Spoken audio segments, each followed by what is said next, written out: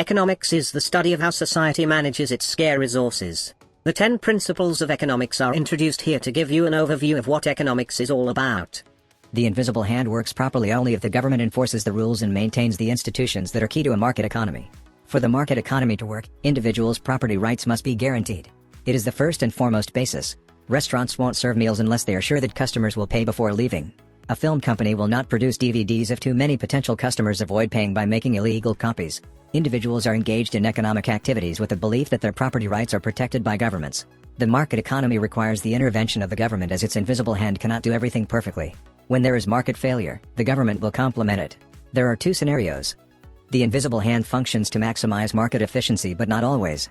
Market failure refers to those occasions when the market fails to achieve efficient allocation of resources.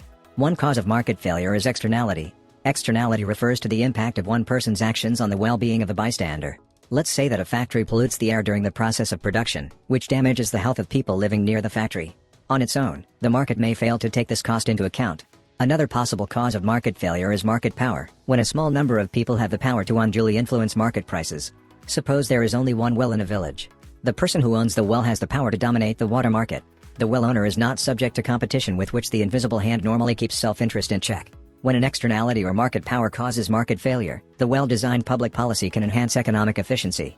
Even when the invisible hand yields efficient outcomes, it could still leave sizable disparities in economic well-being. A market economy rewards people according to their ability to produce things that other people are willing to pay for. The world's best basketball player earns more than the world's best chess player simply because people are willing to pay more to watch basketball than chess.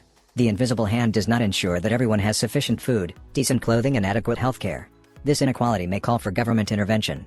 Many policies aim to achieve a more equal distribution of economic well-being. To say that the government can improve market outcomes does not mean that it always will. Public policy is made not by angels but by a political process that is far from perfect. Bestseller of Economics. Principles of Economics Graphic Edition.